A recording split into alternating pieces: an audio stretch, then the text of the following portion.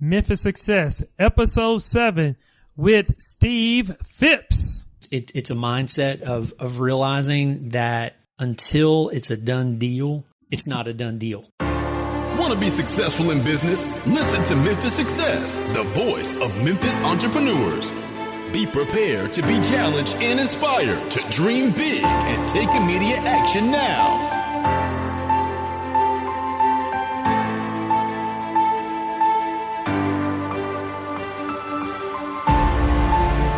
This episode is sponsored by One Call Telecom, a leading provider of business telephone and camera systems right here in the Mid-South.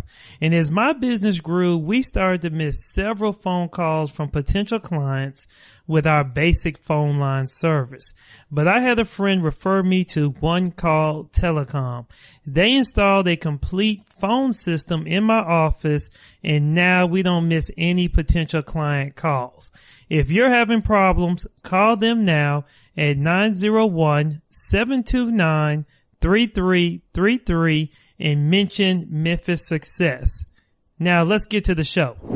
Memphis Go-Getters, welcome to Memphis Success, the voice of Memphis entrepreneurs, where your success is Memphis Success. I'm your host, Darnell Reed, and today I'm excited to have Steve Phipps with Wayfind Marketing joining us today. He's going to share a lot of great information today about marketing and just how he got started in his business. But with Wayfind Marketing, Steve is an outsourced chief marketing officer for small and mid-sized companies who need help with high-level marketing guidance, but don't require a full-time marketing executive. And guys, just doing a little research, I came across his blog article where he talks about why and how a lot of companies focus on the what and the how, but don't really think about the why. So after reading his blog article, I definitely wanted to reach out to him, get him on the show so he can just share tons of information about that and much, much more. So with that being said, Steve, welcome to the show. Thanks, Darnell. Hey, thank you for joining us. And just to get things kicked off, now I know you're not a Memphian. You said you're from Baltimore. But what is the first thing that comes to your mind when you think about the city of Memphis and entrepreneurship? Actually, two things that come to mind, and that's diversity and opportunity. I've been in the Memphis business community since '98, and I've met a lot of people, and I'm just always impressed with the number of people from a variety of different backgrounds who are starting companies. And Memphis has done a good job of creating an ecosystem that is supportive of entrepreneurship and bringing resources to the table. All right, that's awesome. So, hey, I got to jump into this question. Now, how did you get from Baltimore to Memphis? Yeah, that's a question a lot of people ask. I was in high school. I knew some folks who had made their way down to the South for college, and so I ended up at Union University over in Jackson, Tennessee. And shortly after graduating in '98, or actually '97, '98, I moved over to Memphis. So. Okay. Wow. So with that being said, hey, I like the points that you were talking about diversity and growth here in entrepreneurship here in the Mid-South. So yeah, that is definitely what I'm seeing. And, with Memphis Success, hopefully we'll allow that to continually grow and happen here. So, I gave a brief introduction about yourself, but when you meet someone at the first time at like a function or a networking event, and they ask you and they say, "Hey, Steve, what do you do?" How do you explain it? The short version is that I help business owners make smarter marketing decisions to get better results. Okay. And that's through strategies and just helping coach leaders on marketing. Okay. Well, awesome. Now, I know with Wayfind Marketing, every entrepreneur has an original story or origin to their story. So if you can, take us back to the time when you really decided to take that leap of faith and to become an entrepreneur, and what was really going on in your life at that time. So entrepreneurship for me is something that was took root when I was in elementary school. We had a teacher who set up a little store and started teaching us some basic skills of running a business. And so it was one of those things that always stuck with me. So a few years after college, moved to Memphis and worked for Chick-Fla. Shortly after that, I started a company. I started a consulting business. And when you're mid-20s, sometimes you think you know more than you really do. And so after about a year of kind of struggling through that, realized, okay, that wasn't the best time to start a company. I had a Chick-fil-A franchise for several years. Oh, wow. Went to work in more of a corporate environment after that. Hold on. I just have to stop you. Yeah. Chick-fil-A has some great chicken. They do. Absolutely. Now, is there some special sauce or secret to the chicken? There's a combination of seasoning that's on the chicken and the season coder. There's a secret recipe. It came in already. The seasonings came in already pre-mixed. So I can't tell you what the recipe is because I don't know what it is. Well, all I know is when I eat Chick-fil-A chicken, it sure tastes different than everybody else's. So it does. It does. I know we digress, but hey, I can't pass up the opportunity to ask you this. You said you were a franchise owner at a Chick-fil-A. So if you mind, just tell us, how were you able to do that or get started in that? Sure. So I had been the marketing director for all the Chick-fil-A's in Memphis. That was my first job out of college. Okay. And did that for 3 years. Then I started my own consulting thing for about a year. And then I did some marketing consulting for Chick-fil-A corporate. And it was during that year that I applied to become a franchisee. And they let me squeak through the system. And so I ended up with the store at Oak Court. And so I was there from 2004 to the very beginning of 2008. Oh, wow. Wow. That's amazing. So you did the franchising thing and moved on. And how did we get to Wayfind? So for the past I started Wayfind in February. Okay. And prior to that, for about 3.5 years, I worked for LunaWeb, which is a local web design development marketing firm. And last summer, Dave Barger, who had been the founder of the company, passed away unexpectedly. And so the company went through a lot of transition after Dave passed. And so it was during that time frame that I started evaluating, what does my future hold? Where do I want to be? And ultimately, through that transition, it became clear that really the best thing for me was to step out and start my own company. And when I'd been there working with Dave, I felt like I was a partner in the business. Right. And so I still had that sense of being an entrepreneur, even though I didn't own the company. So the long story short, I took the best parts of what I was doing that I enjoyed the most there and turned it into Wayfind Marketing. Okay. Wow. That's an amazing journey from franchise owner working for another company to now, stepping out there and running your business. But it seems like that has just been in you for a long time to just go ahead and be an entrepreneur. Exactly. So with that being said, and, just taking from your experience as a franchise owner to working for that other company and now starting your current business, I know it hasn't just all been a bed of roses for you as you've stepped out there. So a lot of times business owners, when they get started, we're faced with a lot of challenges. So if you can tell me a story or one of your biggest challenges or disappointments as an entrepreneur, and how were you able to overcome it and just bounce back from it?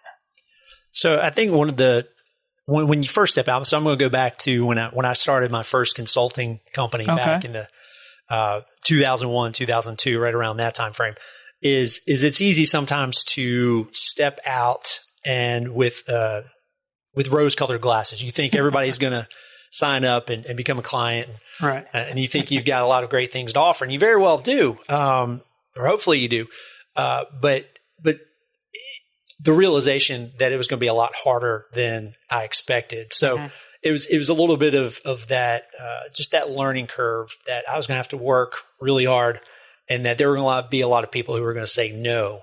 Right. And of course, just looking back in hindsight, realizing, I probably should have had some more experience under my belt before I stepped out to start that first venture. But it was good experience, and I think became a good jumping off point for some of the other things that I've done.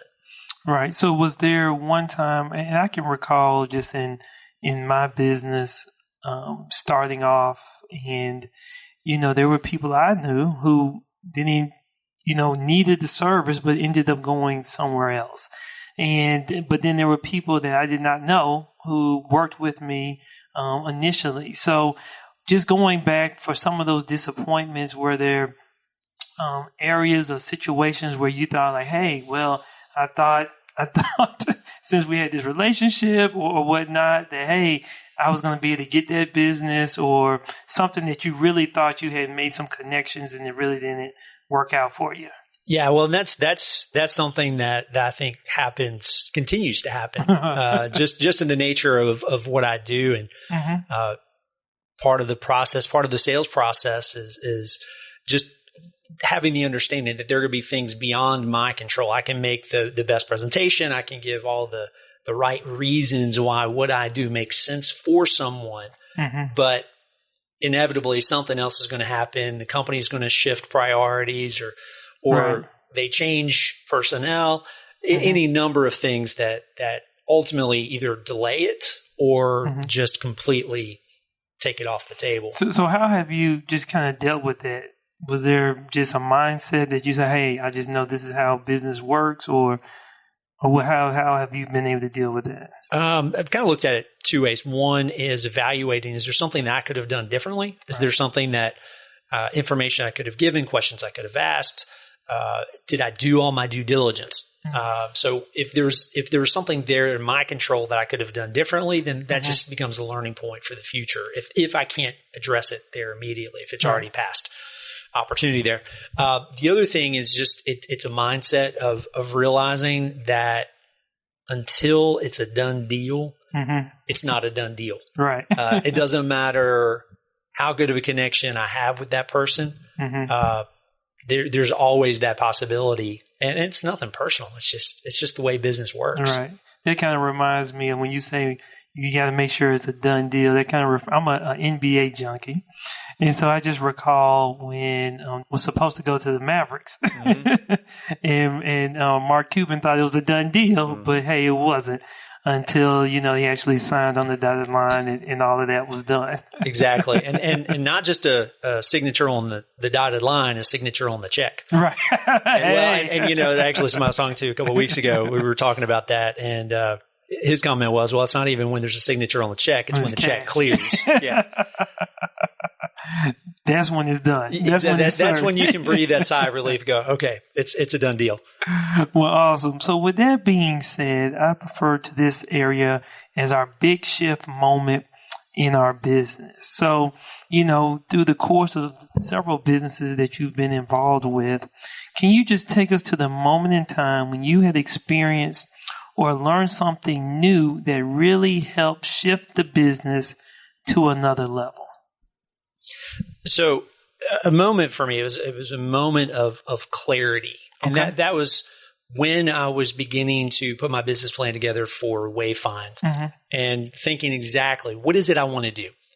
How do I position that? And I was in a meeting with, at the time, a prospect, and I was talking with the owner of the company and the VP of the company, and we were talking about different services. And essentially the comment that one of the gentlemen made was, well, you effectively would be serving as an outsourced chief marketing officer for us. Okay. And that was a moment of clarity of just realizing that's it. That's exactly what it is. That's the service that I'm providing.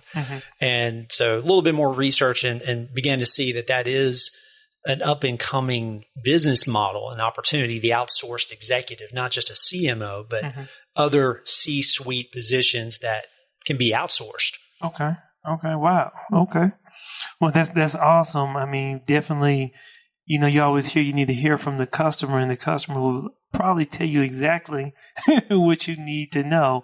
And it's awesome that you did the research to see that there was still tons of opportunities out there besides just that one customer there. So that is awesome to hear. So with that being said, a lot of businesses, I know you have a lot of things going on right now, but what is the one thing that you're most excited about in your business today? I'm a marketing guy, so I'm going to give you more than one answer. Okay. There's two things. One is a webinar.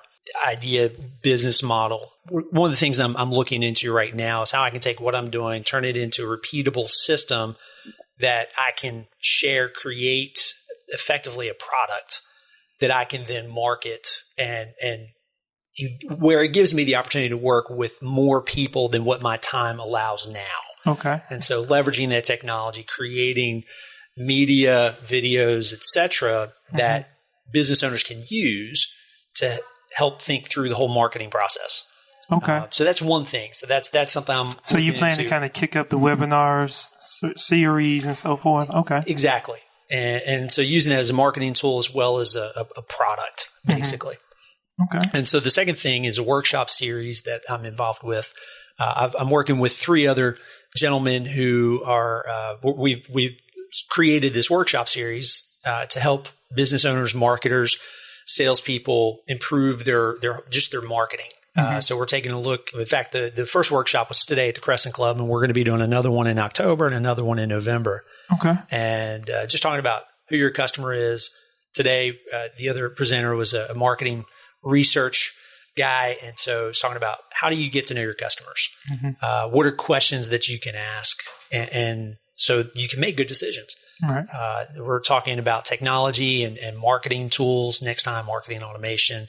And then we're going to talk about how to improve just your inbound marketing and your outbound sales and how those two can work together and ultimately get you more business. Well, that's awesome. You guys got a lot of information that I know will help entrepreneurs here, especially around their marketing, understanding their customers, understanding the automation tools that you're mentioning there. So, I mean, that's fantastic. So, Memphis Go-Getters, if you're listening, definitely check out Wayfind Marketing, see what future webinars that he has in place, what other seminars that's in place to help. You need to continue to educate yourself to learn new skills and new possibilities for your business. So, Steve, with that being said, a lot of times business owners think just from a short-term tactical standpoint, but I know you're a marketer, strategic thinker. So with that being said, what is your long-term vision for Wayfind Marketing? The long-term vision, and this goes back to that blog post that you mentioned at the beginning of the podcast, is for me, the big why I do this is I love to help people get that aha moment. In particular, as it relates to marketing. Right. And so to be able to help someone by teaching them, coaching them, asking questions, helping them think through a process that's designed to help them do a better job of marketing their business. So the goal in 5 years, 3 years is to continue to be doing that with business owners. Okay. The format may change, just depending on what's relevant, the means of reaching people, whatever the technology is at the time that people are engaging with, or the platforms. It may be exactly what we're doing now. Maybe I'm starting a podcast in the year that's designed. Well, hey, I encourage you to do it. Get onto it. Get out there and make it happen. It's a vast opportunity to share your information and knowledge. Like you're saying with the webinars, you definitely can leverage that same information. Now, another word from our sponsor. If you're missing phone calls, you truly need a phone system. I recommend you calling One Call Telecom. Their number is 901-729-3333. Now back to the show. With that being said, I want to transition into what I call our lightning round of questions. Now, the first question I'd like to normally ask our guests is, was there anything holding you back from being an entrepreneur? I would say most recently, the thing that was holding me back was timing. Okay.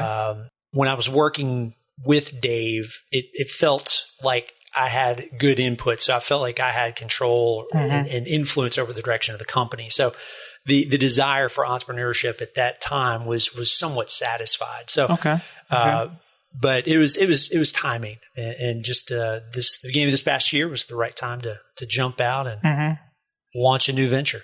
All right, awesome. So, what is the best advice you have ever received? It could be business or personal, just life.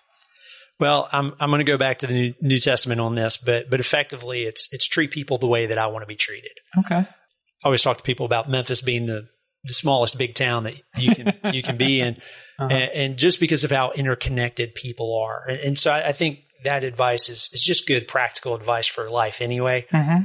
But I see it in the business community where someone that I worked with 3 or 4 years ago all of a sudden comes back on the radar, maybe in a different capacity.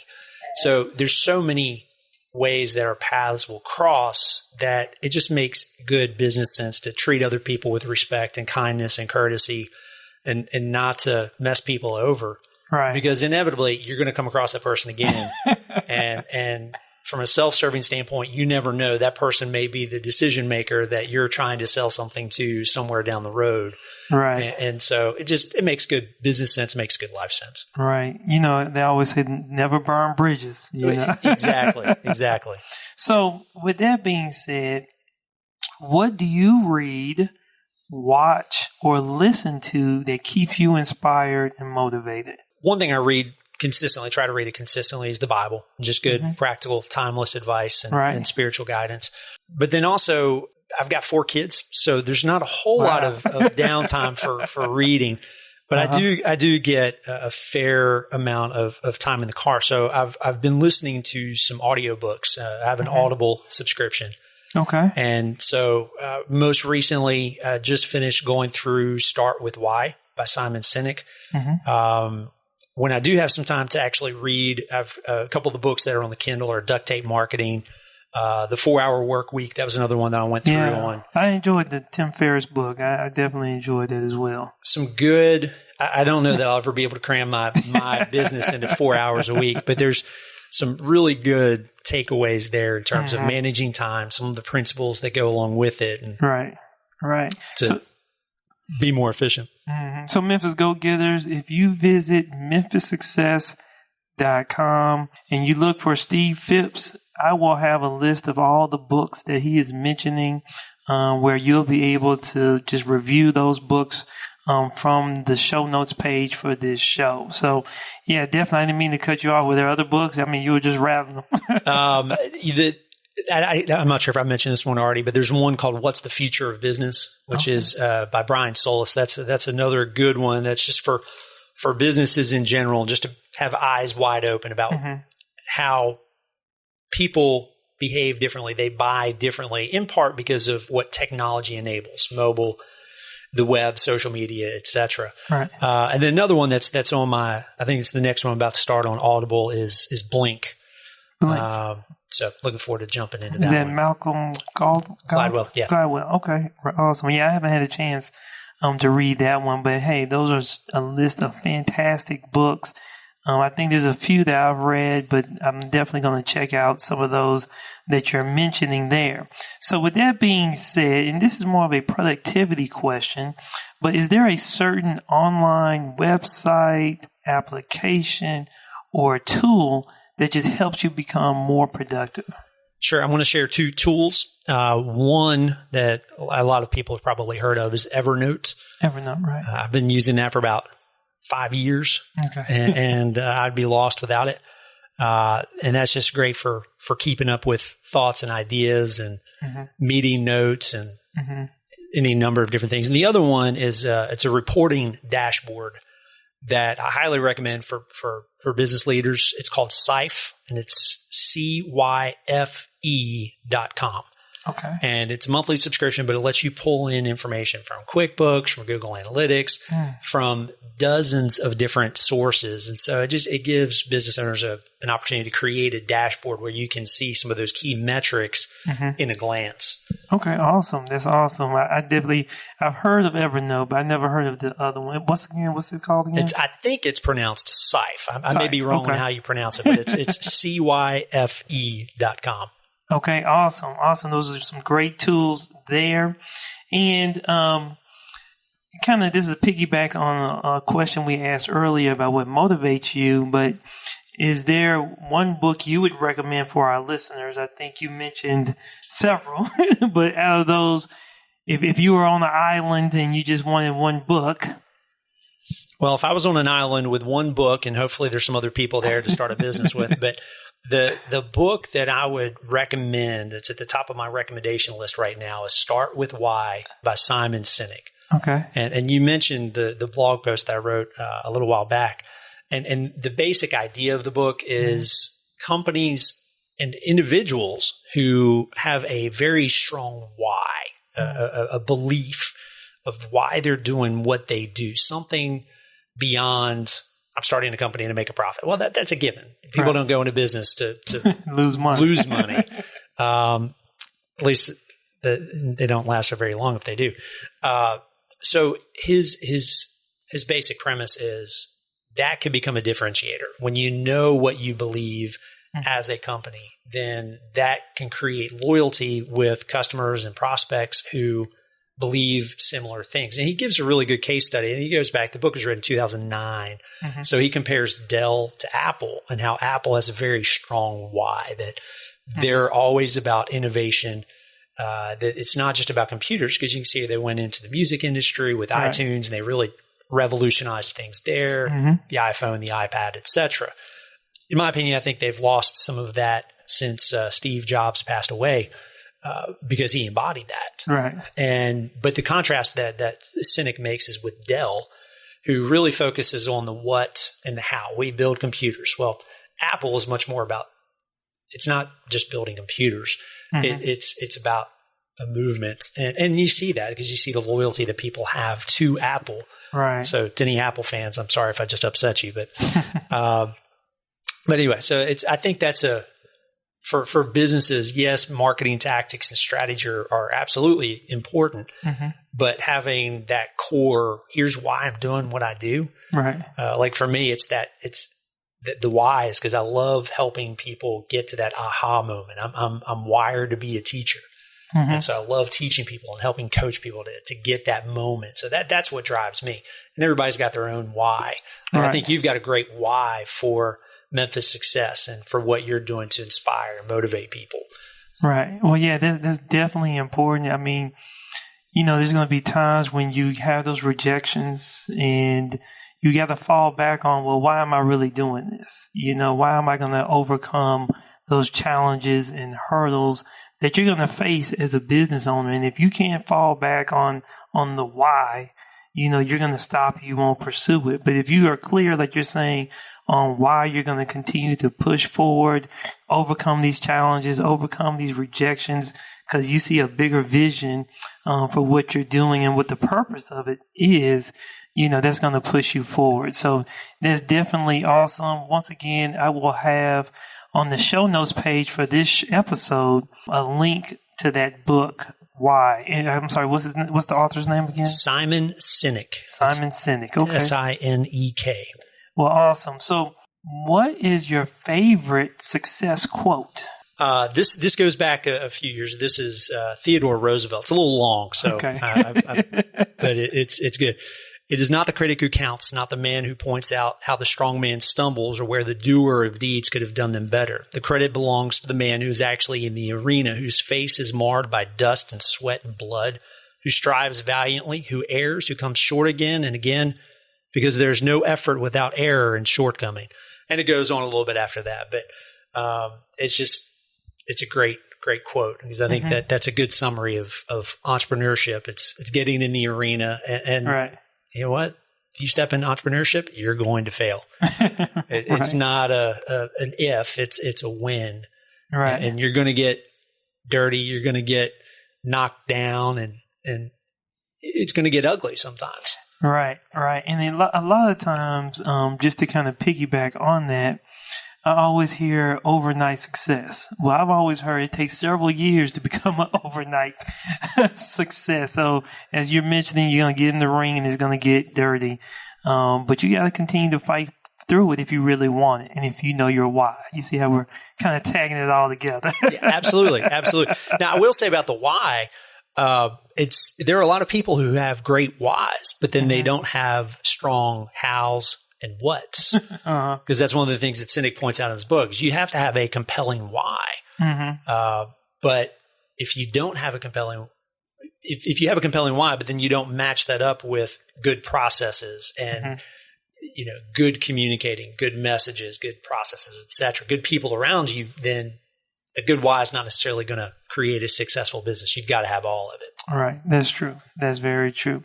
So with that being said, I call this one of my tougher questions for our guests. But if you had $100, and $100 really represents time to spend to be a successful entrepreneur, how would you invest this money? And so there's 4 areas where you can invest this money. 1 is leadership. 2 is hustle. 3 is education. And 4 is networking. All right. So I'm gonna blow this up a little bit. 1, I'm gonna say that hustle's